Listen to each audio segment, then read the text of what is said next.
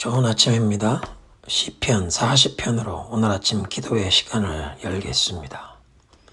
내가 여호와를 기다리고 기다렸더니 귀를 기울이사 나의 부르짖음을 들으셨도다.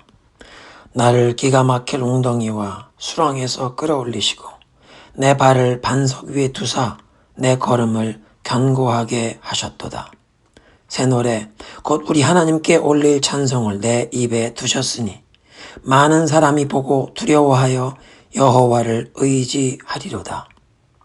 여호와를 의지하고 교만한 자와 거짓에 치우치는 자를 돌아보지 아니하는 자는 복이 있도다.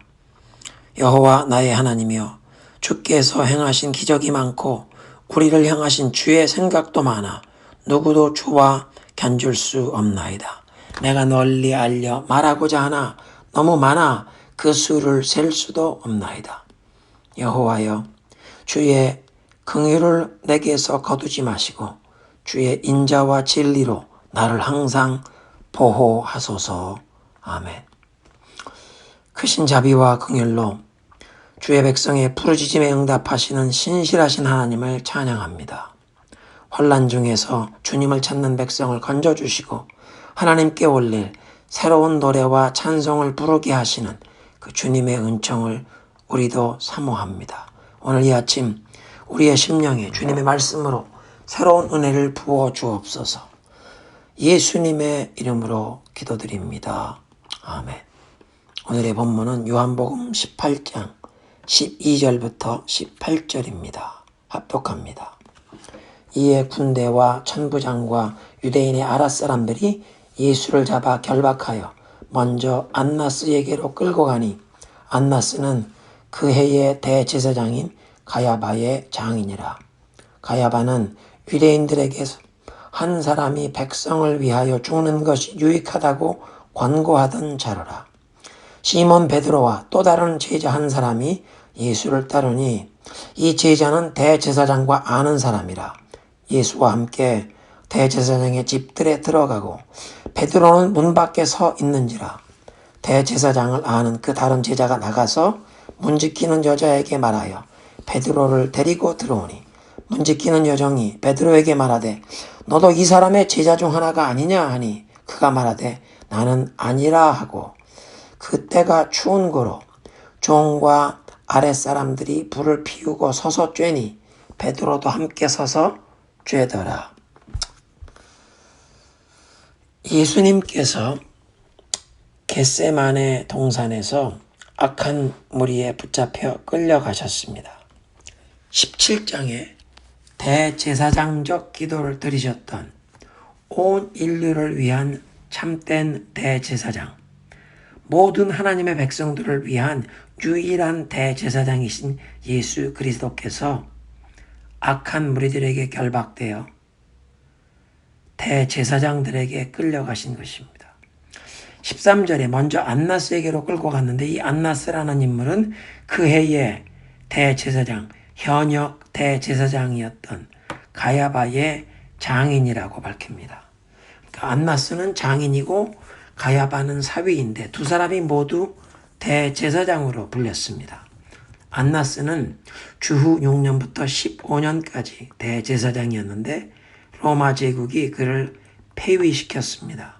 구약의 율법에 의하면 대제사장은 본래 종신제였기 때문에 유대인들 중에서 로마 제국이 안나스 대제사장을 폐위시킨 것을 불법으로 여기는 사람들이 많았고, 그래서 안나스는 폐위된 후에도 대제사장으로 불리면서 예수님 당시에도 큰 영향력을 가진 인물이었습니다.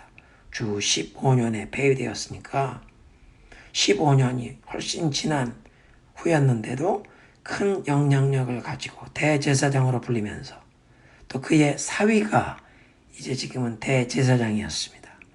로마 총독이 대제사장을 임명하는 권한을 가지고 있었기 때문에 그 당시에 대제사장이 되려는 사람은 정치적인 수완과 능력을 발휘하여 로마 제국의 권세자들과 거래를, 딜을 할 수 있어야 했는데 안나스의 사위였던 그 가야바가 바로 그렇게 정치적인 수완이 뛰어난 인물로 오랫동안 주후 18년부터 36년까지 오랫동안 대제사장의 위치를 유지한 인물이었습니다.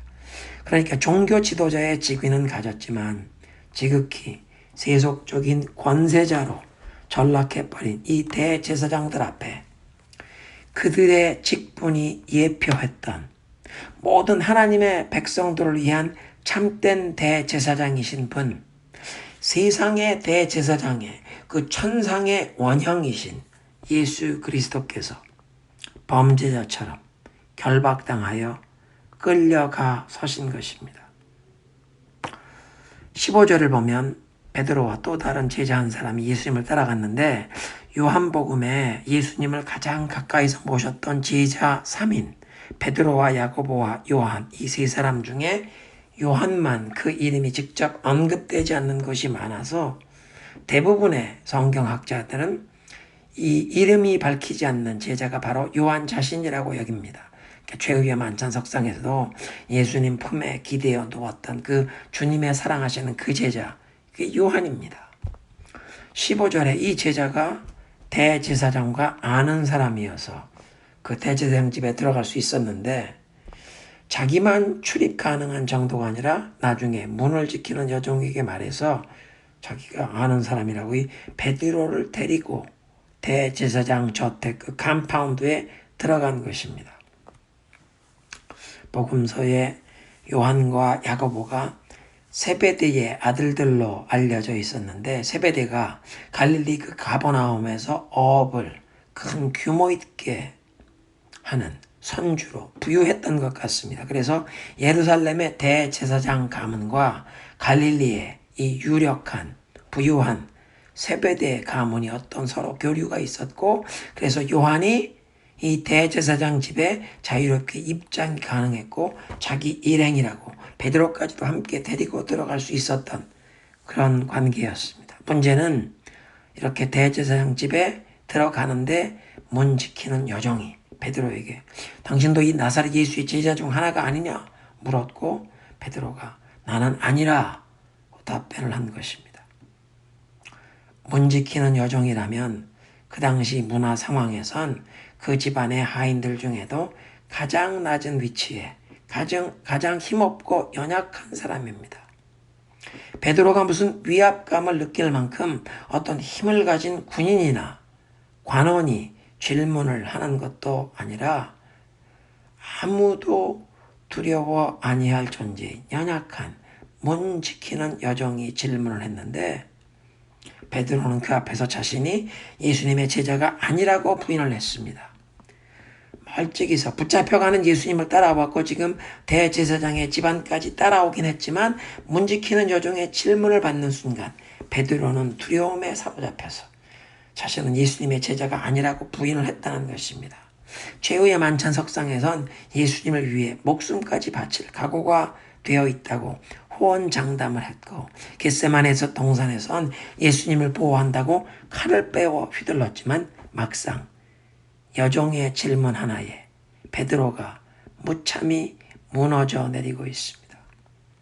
시편 69편에 보면 예수님의 그 십자가 순환을 예언하는 말씀이 있는데 69편 20절에 비방이 나의 마음을 상하게 하여 근심이 충만하니 불쌍히 여길 자를 바라나 없고 긍휼히 여길 자를 바라나 찾지 못하였나이다. 21절 그들이 쓸개를 나의 음식물로 주며 목마를 때에 초를 마시게 하였사오니 예수님 십자가 순환을 예언하는 말씀인데 이 20절 특별히 하반절에 예수님께서 십자가 순환 당하실 때 아무도 주님 곁에서 그 마음이라도 아파하면서 함께 고통을 나누지 않고 주님을 홀로 고난받도록 버려두실 것을 예언합니다.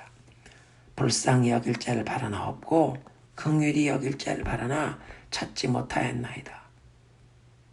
그러니까 베드로가 주님을 모른다고 부인함으로써 이제 예수님이 홀로 고난 받으시도록 주님을 버린 것이 되었습니다. 다른 제자들은 일찌감치 겟세마네 동산에서 주님을 버리고 도망쳤는데 베드로가 차라리 대제사장 집에까지 따라가지 않았더라면 3번 부인까지는 아니했을 터인데 베드로는 이제 대제사장 집에까지 따라왔지만 결정적인 순간에 주님을 부인했습니다. 18절에 보면 그 추운 새벽 날씨에 종들이 불을 피우고 서서 쬐고 있었는데 베드로가 그들과 함께 그 악인들과 함께 불가에 서서 쬐고 있었습니다. 그 자리에서 베드로는 어떤 마음, 어떤 생각을 하고 있었을까요? 예수님께 어떤 일이 일어나는지 보려고 따라간 것이지만 막상 그 대제사장 집 문에 들어오면서 문지기 여정이 당신도 나사렛 예수의 제자 중 하나가 아니냐고 물었던 그 순간부터 베드로는 자신의 정체, 예수 그리스도의 제자라는 이 신분이 드러나는 것이 두려웠을 것입니다. 그래서 악한 무리들 사이에 섞여서 함께 불을 쬐면서 자신의 정체, 나사렛 예수를 따르는 제자라는 그 자신의 정체가 드러나지 않기를 바라며 그 사실을 숨기기 원했을 것입니다. 그런 베드로의 모습을 통해 우리들의 모습을 조명해 봅니다. 세상 사람들 가운데 살아가면서 우리가 예수 그리스도를 따르라는 제자라는 이 정체를 숨기려고 하는 경우는 혹시 없습니까?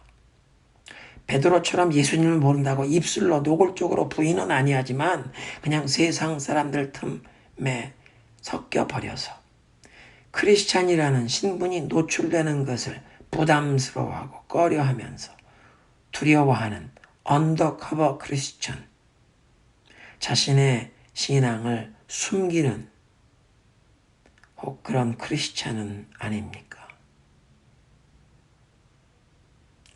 예수님, 우리를 위한 참된 대제사장이신 주님께서 세속적인 권세자들이 되어버린 예루살렘의 그 대제사장들 앞에 끌려가셔서 그 모든 고난을 당하심으로 우리를 모든 불의와 죄에서 건져주시고 하나님을 참으로 예배하고 사랑하는 하늘 백성으로 삼아주심을 감사드립니다.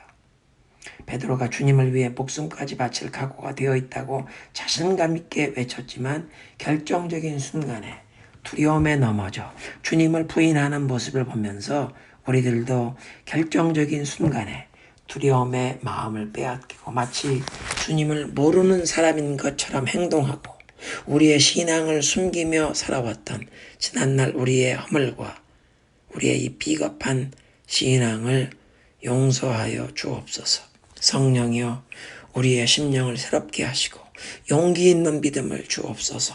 세상을 두려워하지 않고 예수님의 부활의 증인으로 살아가기를 소원합니다. 그래서 우리를 위해 생명을 내어주신 그 하나님의 아들께 감사하며 주님을 높이는 삶을 살아갈 수 있도록 우리에게 새로운 힘과 능력을 부어 주옵소서.